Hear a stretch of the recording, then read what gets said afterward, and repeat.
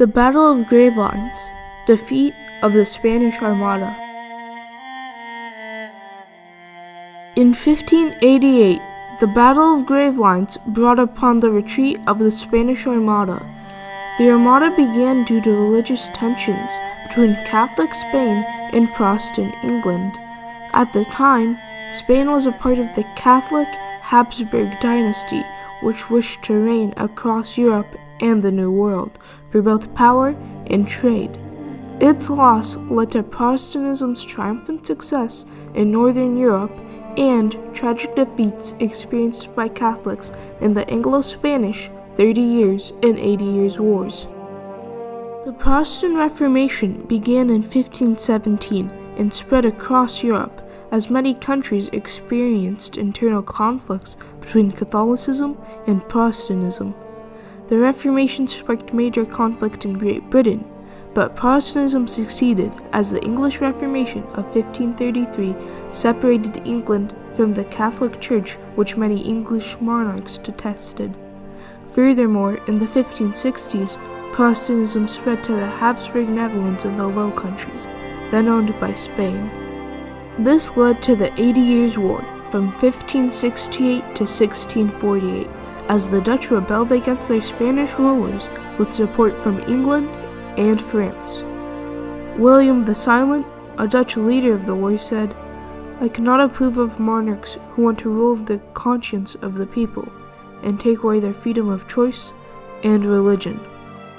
The Anglo-Spanish War between England and Spain, on the other hand, began in 1585.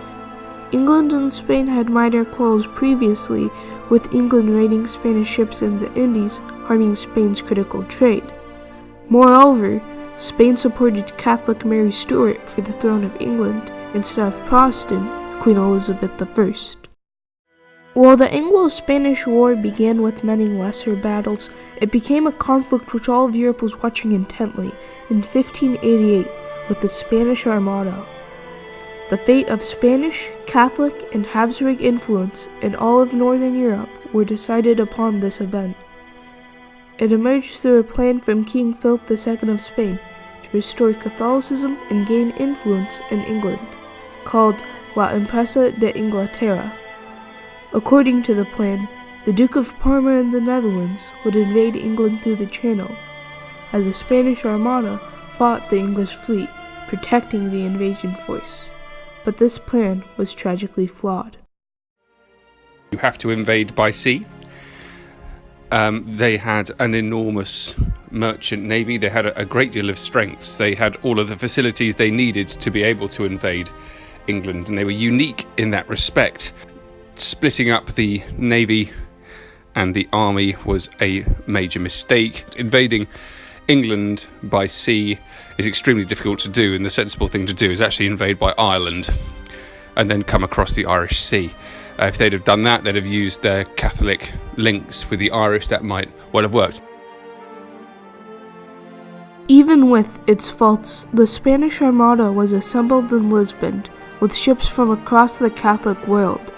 It was then sent to La Coruña before launching into the English Channel on July 22, 1588.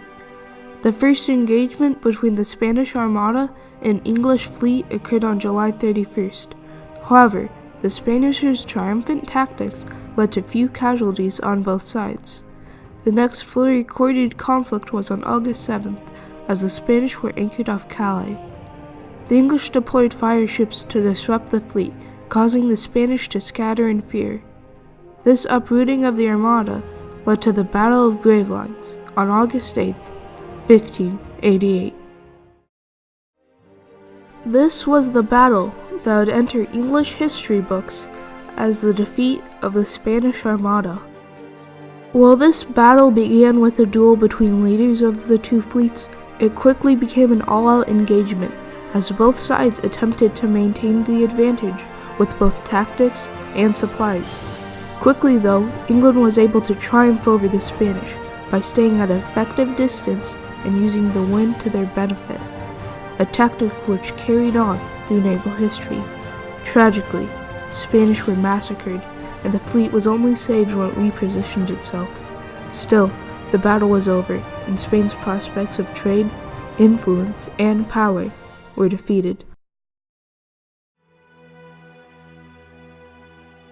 After the battle, the Armada decided to retreat to Spain, going around the British Isles, ending plans of invading England. The English opted not to follow, for they were low on supplies. Tragically, though, the Spanish crashed on the Irish coast, and many sailors were massacred by the Irish. The battling, the disease, the supply shortage, the storms, the crashes in Ireland, and massacres of Spanish sailors truly made this tragic event one of the greatest travails and miseries ever seen. On the other hand, England and the Protestant world as a whole viewed themselves as triumphing over Spanish, Catholic, and Habsburg influence, protecting their land for future endeavors in colonialism, trade, and industry. This was seen with Queen Elizabeth I's Tilbury battle address, rallying her troops as she said, "I know of the body of a weak and feeble woman, but of the heart and stomach of a king, and think foul scorn that Parma or Spain or any prince of Europe should dare to invade the borders of my realm. I myself will take up arms." The Anglo-Spanish War ended 16 years after the Spanish Armada with the Treaty of London in 1604. While the treaty was said to restore the state before the war, the effects remained and were reinforced by the events of the 17th century. England, as an individual Protestant nation, continued and eventually prospered, whereas Spain was unable to secure a foothold in Northern Europe, leading to their loss in the following 30 Years' War and the end of the 80 Years' War. The 30 Years' War lasted from 1618 to 1648, ending Habsburg attempts to restore Catholicism and gain land, wealth, and strength in Europe and the New World. Protestants and others opposed to the Habsburg dynasty battled Catholics, primarily in Germany. The conflict was similar to the World Wars, as it included many European nations, and one side wanted to control the continent. In 1648, both the 30 Years and 80 Years' Wars were brought to an end after a long and tragic period of fighting. In the end, individual Protestant states in Northern Europe were triumphantly protected from Catholic and Habsburg reign. As part of the Netherlands won their independence in the 80 Years' War, the Spanish Empire started to decline. Its losses only supported more revolts and left Spain unable to stop them. In 1640, the Portuguese Revolution started the Portuguese Restoration War, and in 1668, Portugal won its independence. Following this, many of Spain's colonies revolted. The once great Spanish Empire had fallen. The battle between Protestantism and Catholicism was one of the greatest in history, and it hinged on Spain's ability to control Europe. One of Spain's first steps was inevitably its downfall, as the Spanish Armada ended with England's victory, devastating Spain and inspiring Protestants across Europe in the 30 Years and 80 Years' Wars. After many triumphant victories, nations such as the Netherlands and England went on to prosper, gaining economic trade and resource advantages. Today, the effects are still seen, with British colonialism's influence on language and modern democracy across the world. In Europe, England's isolation from outside influence is seen with the British vote to leave the European Union. Undoubtedly, the triumphant successes of Protestant Northern Europe are due to Spain's tragic inability to dominate the continent, stemming from the tragedy of the Battle of Gravelines.